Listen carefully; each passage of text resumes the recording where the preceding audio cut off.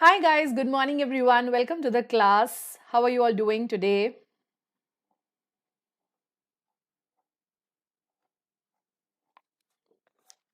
Welcome to the editorial session. कैसे हैं सब लोग?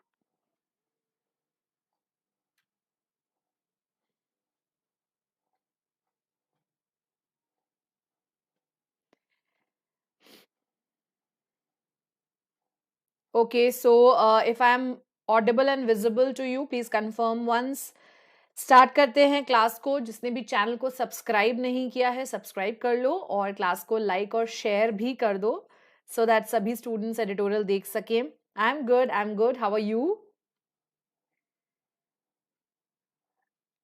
ठीक है, चलो स्टार्ट करते हैं. फिर बिगिन करते हैं विद द टॉपिक.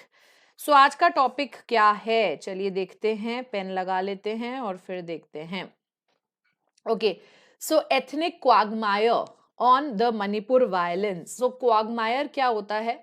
एक डिफिकल्ट सिचुएशन को बोलते हैं क्वागमायर. ठीक है, ऑन द मणिपुर वायलेंस. तो ये जो आज का एडिटोरियल है मणिपुर वायलेंस के ऊपर है. Violence in Manipur could have been avoided had the government stayed above the fray. So यहाँ पर avoided के बाद हम ब्रेक देंगे. और had का मतलब है जैसे if the government had, है ना. अगर गवर्नमेंट जो है वो इस डिस्प्यूट से, इस फ्रे से दूर रही होती तो फिर जो वायलेंस हुआ है मणिपुर में वो अवॉइड हो सकता था. समझ गए? Okay, so that is your article for today.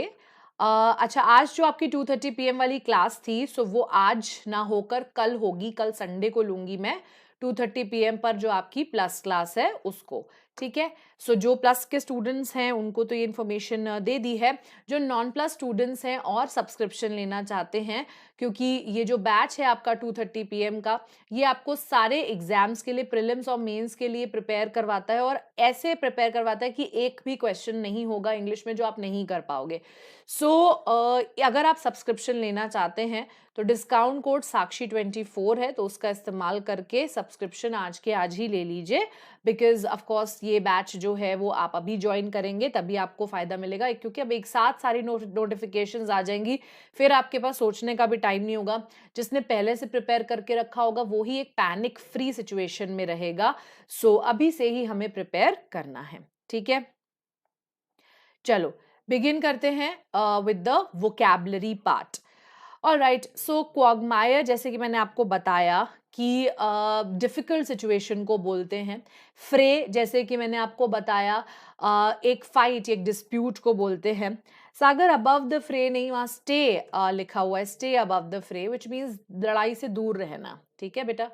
Titan up, कोई चीज अगर आप टाइटन अप करते हो, जैसे हम कहते हैं ना टाइटन अप द सिक्योरिटी, तो और ज्यादा स्ट्रिक्ट बना रहे हो आप किसी चीज को, that is Titan up. Stem का मतलब क्या होता है? सो स्टेम ऑफ कोर्स प्लांट की तो होती है, वो नाउन होता है, बट एज अ वर्ब जब स्टेम यूज होता है उसका मतलब होता है किसी चीज को स्टॉप करना बढ़ने से, उसको बोलते हैं स्टेम करना. ठीक है. वॉन्डलाइजेशन होता है जब आप पब्लिक प्रॉपर्टी को डिस्ट्रॉय करते हो. तो जैसे आप जानते हो ना कि पब्लिक प्रॉपर्टी को लोग ब्रेक करते हैं, मॉन्यूमेंट्स पे जाकर हार्ट बनाकर अपना अपना और अपने पार्टनर का नाम लिख देते हैं. तो ये सारी चीजें जो होती हैं उसको वॉन्डलाइजेशन कहते हैं. ठीक है. सो कोई भी पब्लिक प्रॉपर्टी, गवर्नमेंट की प्रॉपर्टी, पब्लिक प्रॉपर्टी आप डिस्ट्रॉय कर रहे हैं तो वॉन्डलाइजेशन. कंसीड का मतलब होता है एडमिट करना कि ये बात सच है. आपको एडमिट करने का मन तो नहीं है फिर भी आप मान जाते हो. ठीक है, मान गए, सच है, उसको कंसीड करना कहते हैं. ठीक है. विप अप का मतलब होता है किसी को प्रोवोक करना, किसी को उकसाना. हिस्टेरिक या हिस्टेरिकल का मतलब क्या होता है? जब आप किसी भी चीज पर बहुत ही ज्यादा बढ़ा हुआ रिएक्शन देते हो, मतलब उतना जरूरी भी नहीं था उतना आपने रिएक्शन दे दिया है. ठीक है. कॉन्फ्लिग्रेशन फायर को कहते हैं. कम टू पास एक फ्रेज होता है जिसका मतलब होता है हैपन. अगर हम कहते हैं दिस इज कमिंग टू पास, इसका मतलब वो चीज हैपन हो रही है, अकर हो रही है. राइल अप का मतलब होता है किसी को एक्साइटेड कर देना. हैविंग रिकोर्स टू समथिंग का मतलब होता है किसी से हेल्प मांगना डिफिकल्ट सिचुएशन में. और टैम्प डाउन का मतलब होता है किसी चीज की अमाउंट को, लेवल को रिड्यूस करना. ठीक है. चलिए अब रीड करिए एक बार, फिर मैं एक्सप्लेन करती हूँ. रेड कलर जहां भी किया है वहां ब्रेक देकर पढ़ना सीखेंगे, और जहां भी पर्पल है वहां कुछ ग्रामर देखेंगे.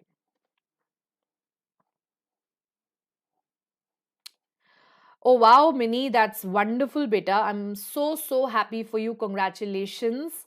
And yes, beta, my best wishes are always with you. My blessings are always with you.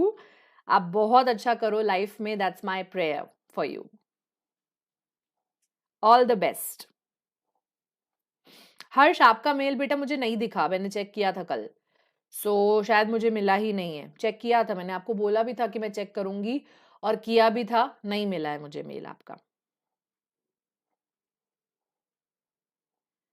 फिर से भेज दो एक बार.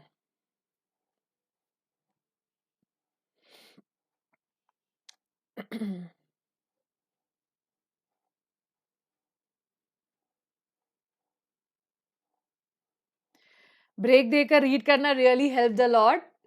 Okay, I am glad to know. चलो, पूरी क्लास आप सुन लो ये बात कि ये जो ब्रेक देकर हम पढ़ते हैं यहाँ पर, ये जो रेड पोर्शन होता है, काफ़ी हेल्प करता है ये, क्योंकि येस एरर्स फाइंड करने में तो काफ़ी हेल्प करता ही है. आई एम ग्लैड कि मिनी को हेल्प किया.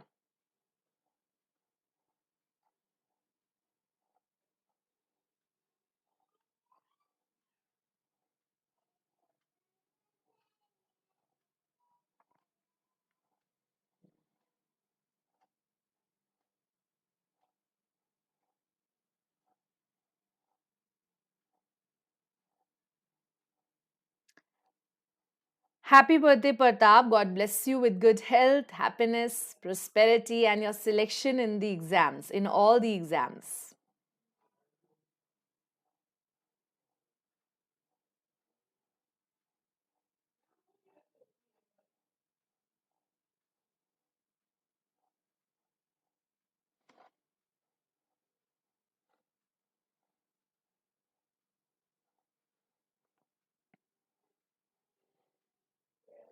ओके, सो आई गेस यहाँ पर कोई वर्ड जो है वो मिसिंग हो गया है. I just find out that word.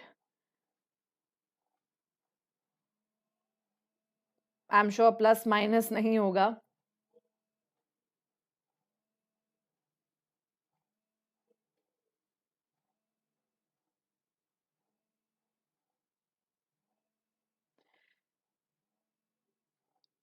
Okay, सो यहाँ पर ना प्लस माइनस नहीं है. वो आई थिंक वनीशा ने हाथ मारा है और ये टाइप हो गया है.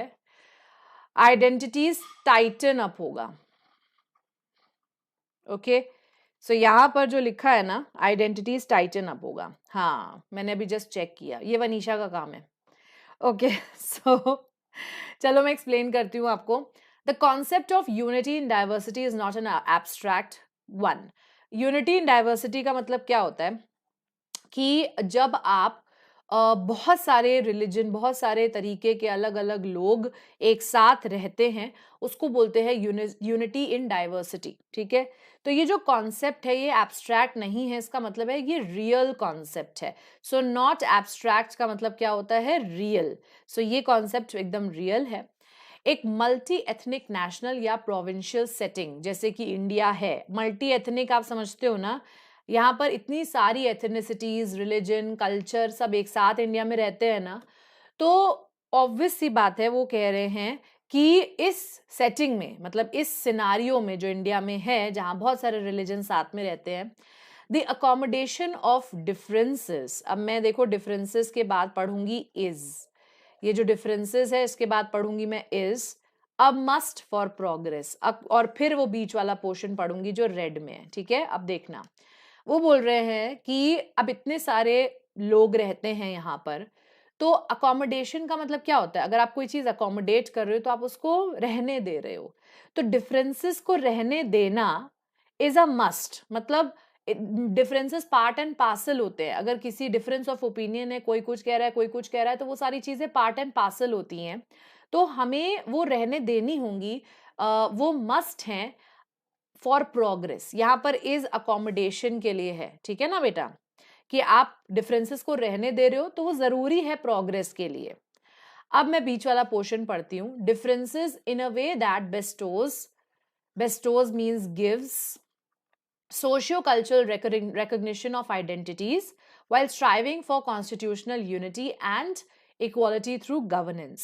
साथ ही साथ आप स्ट्राइव कर रहे हो, मेहनत कर रहे हो कि कॉन्स्टिट्यूशनल यूनिटी बन जाए, दैट मीन्स सब लोग एक कॉन्स्टिट्यूशन को फॉलो करें एंड इक्वालिटी भी मेंटेन हो हमारी गवर्नेंस के थ्रू। इस चीज को स्ट्राइव, इस चीज के लिए मेहनत करते करते हमें देनी है, हमें बेस्टो करनी है socio cultural recognition of identities. देखो कहने का मतलब ये है कि यूनिटी में तो रहना है, बट यूनिटी में रहने का ये मतलब नहीं है कि जो इंडिविजुअल आइडेंटिटी है उनकी वो खो जाए।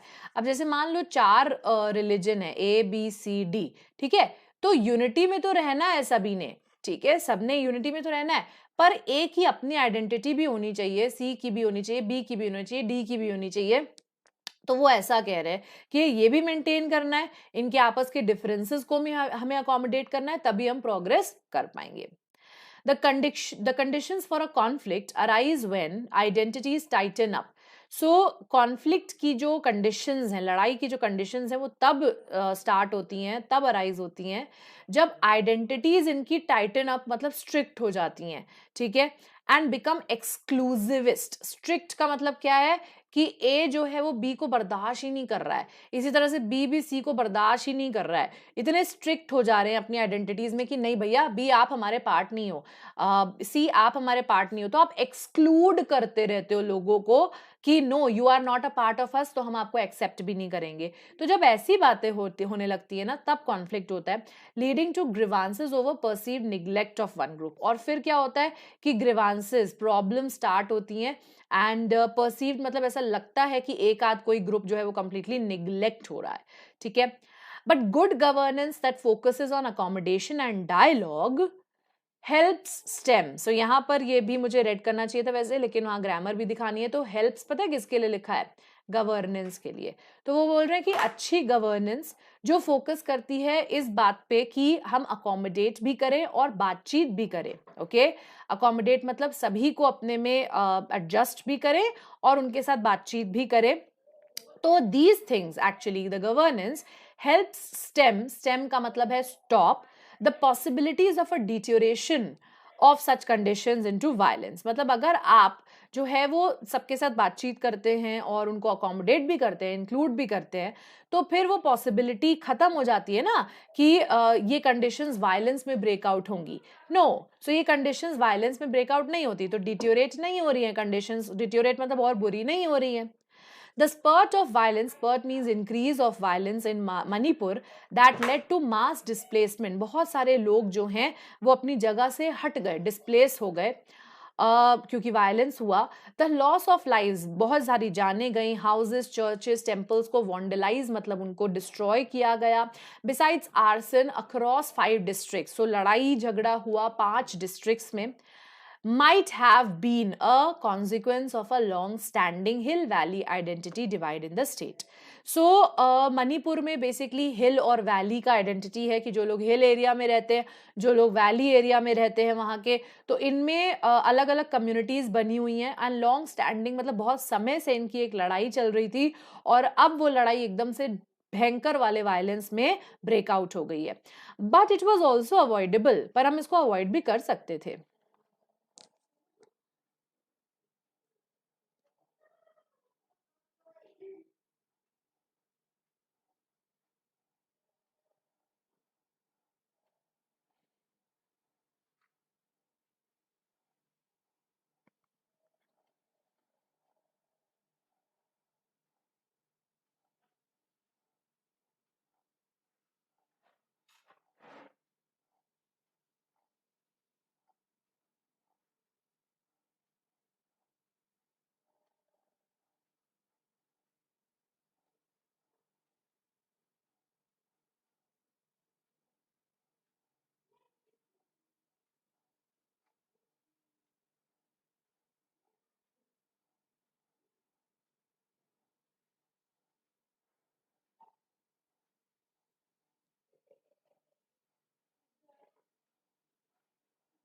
Okay, Harsh, I'll see to it, beta.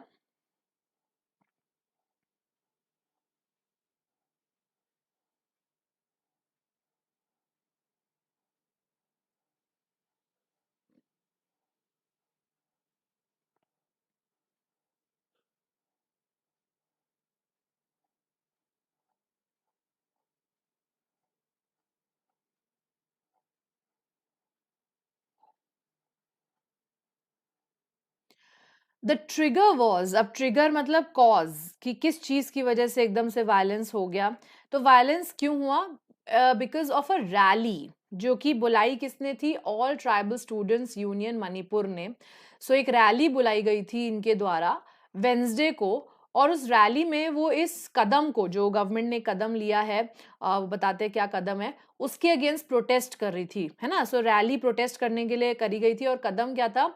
Move to concede a demand for ST status following a high court to the Metis, the majority group. So actually में ये एक majority group है जिसका नाम है Metis। इनको ST शेड्यूल्ड ट्राइब स्टेटस देने की जो डिमांड है उस पर कंसीड कर लिया गया, मतलब मान ली गई वो डिमांड, ठीक है। सो वो डिमांड जब मानी गई तो बहुत सारे लोग जो हैं, जो बहुत सारे लोग क्या, ऑल ट्राइबल स्टूडेंट्स यूनियन को ये बात सही नहीं लगी, तो उन्होंने एक रैली कर दी प्रोटेस्ट करते हुए, ठीक है, और भयंकर वायलेंस उसमें हो गया। Tribal groups are opposed to this demand. सो ये जो डिमांड है कि मेटिस ग्रुप को एसटी स्टेटस दिया जाए, जो ट्राइबल ग्रुप्स हैं वो इस डिमांड के लिए बिल्कुल भी सहमत नहीं है, they are opposed to it, which is not uniformly endorsed by all sections of मेटिस।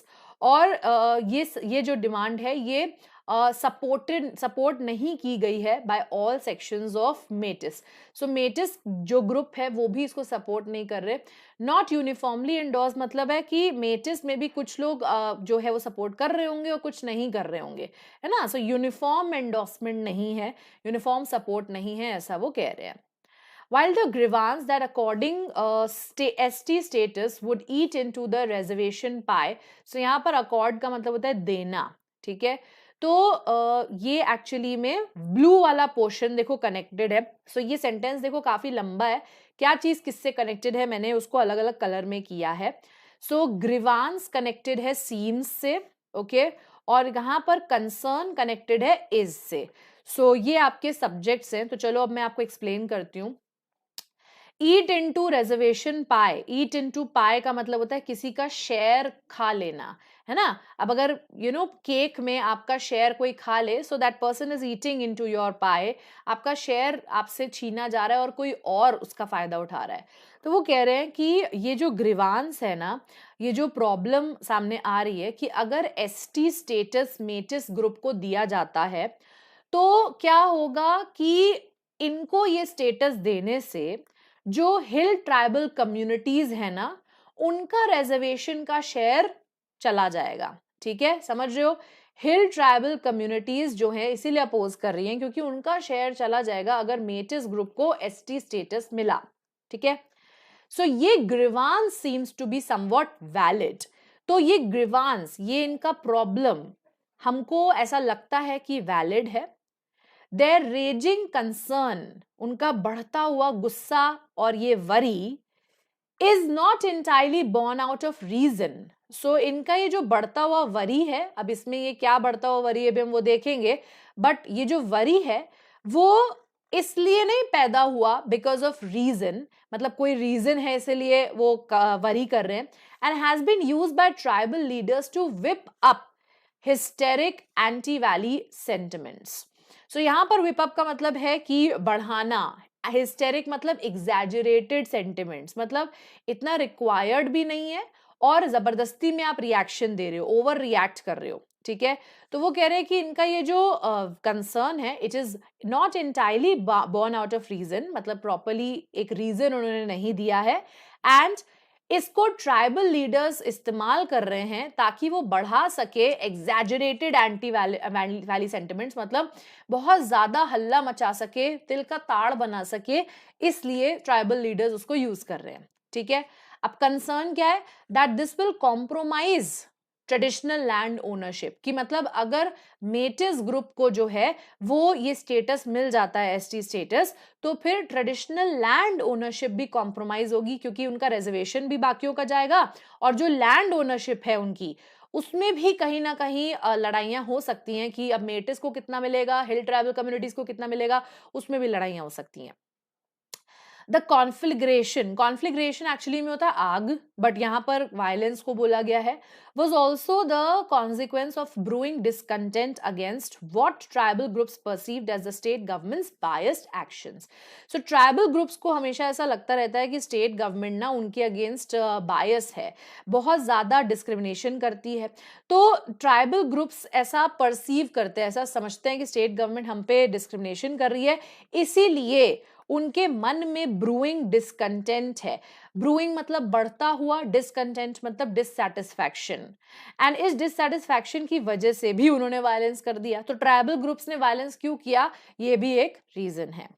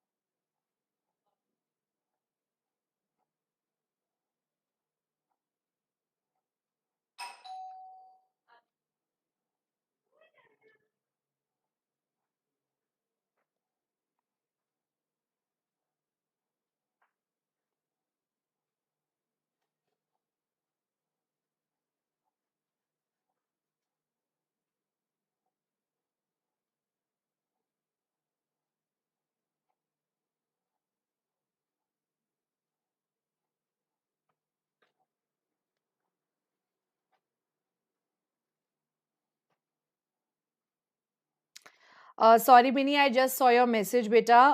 Your selection is a way to thank me. तो आपका सिलेक्शन हो गया, बस अब मैं बहुत खुश हूँ.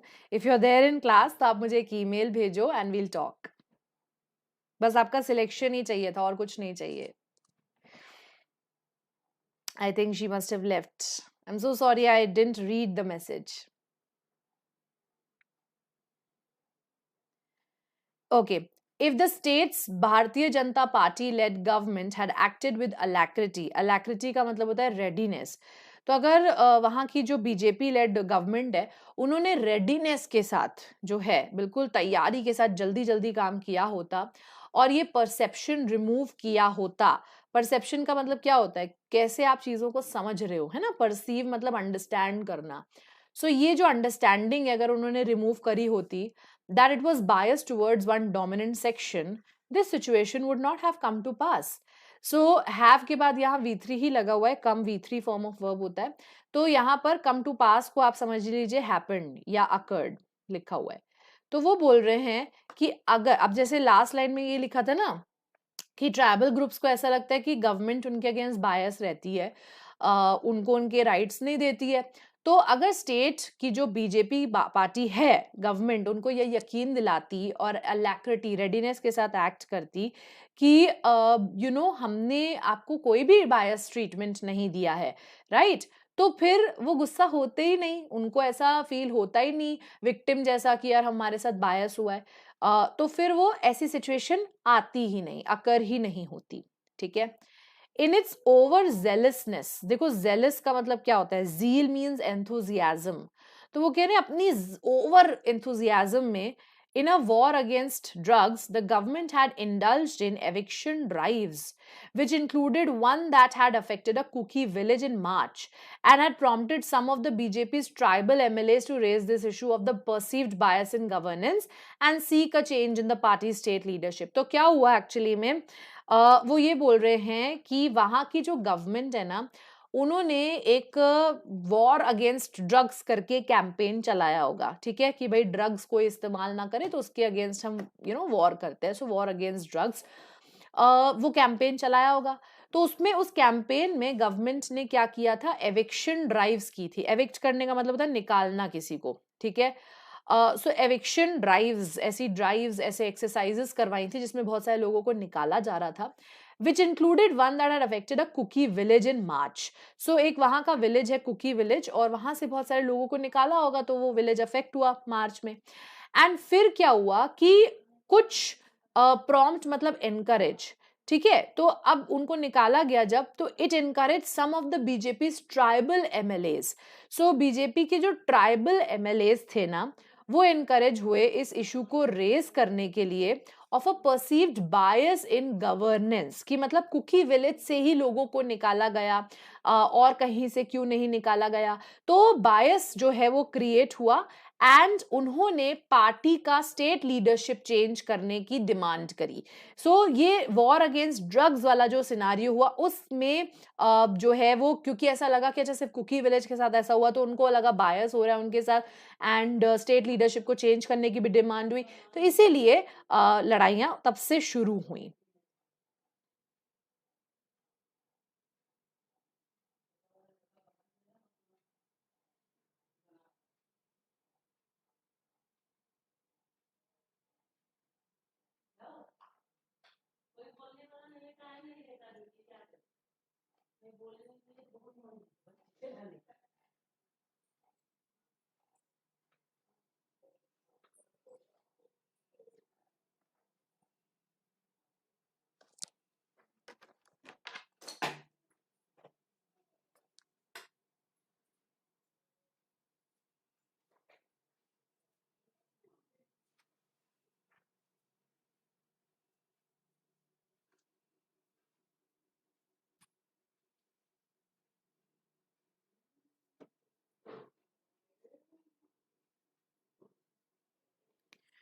ओके, एविक्शंस ऑस्टेंसिबली मतलब अपेरेंटली ऐसा लगता है कि एविक्शंस, ये जो निकालने वाला काम किया गया था, वो इसीलिए किया गया था ताकि फॉरेस्ट प्रोटेक्शन हो सके, एंड इस चीज के नाम पे किया गया था कि हम आउटसाइडर्स को रिमूव करना चाहते हैं इन द नेम ऑफ, मतलब किसी चीज के नाम पर आप कोई काम कर रहे हो, तो आउटसाइडर्स को हम रिमूव करना चाहते हैं, इसीलिए हम एविक्ट कर रहे हैं, ऐसा बोला था।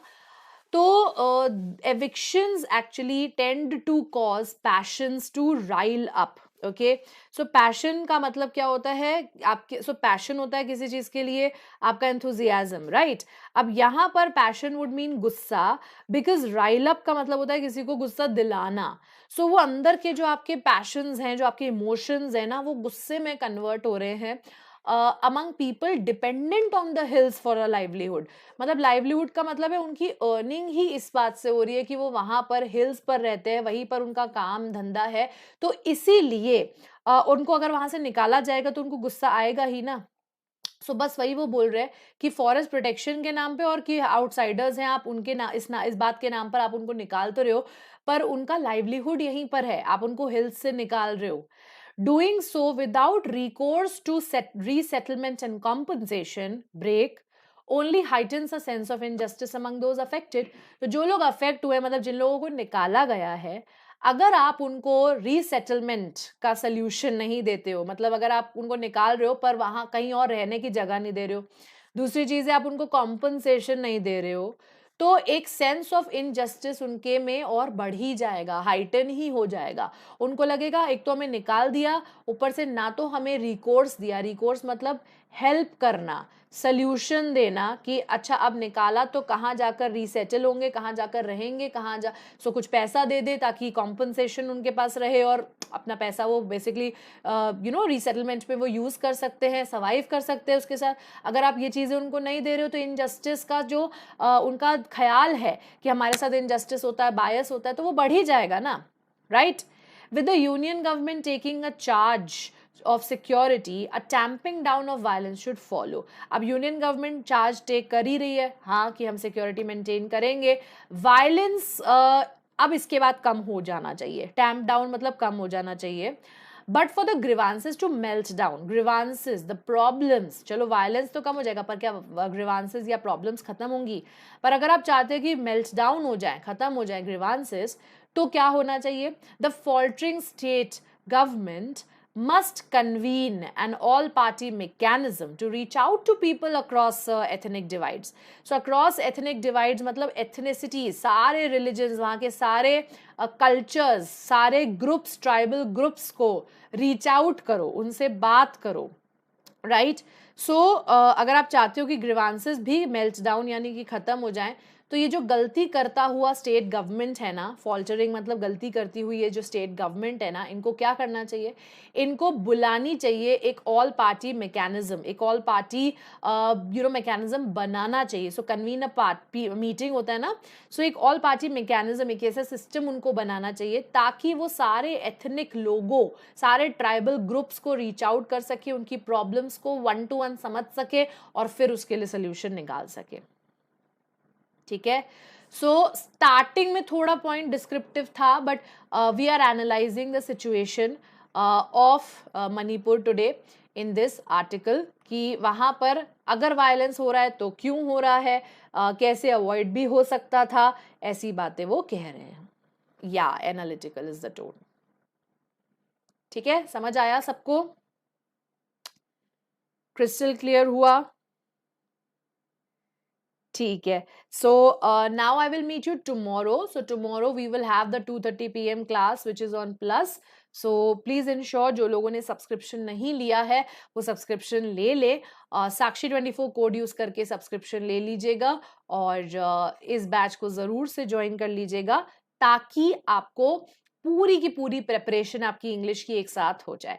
बाकी मेरे YouTube चैनल पर I am sure you are watching the shorts videos, आज भी शॉर्ट वीडियो आ जाएगा जिसमें मैं ग्रामर पोर्शन आपका कवर कर रही हूँ। काफी चीजों में आपको डाउट रहता है, सो वो डाउट क्लियर करते हुए अंडर 1 मिनट आपको एक्सप्लेनेशन में अपने चैनल पर दे रही हूँ।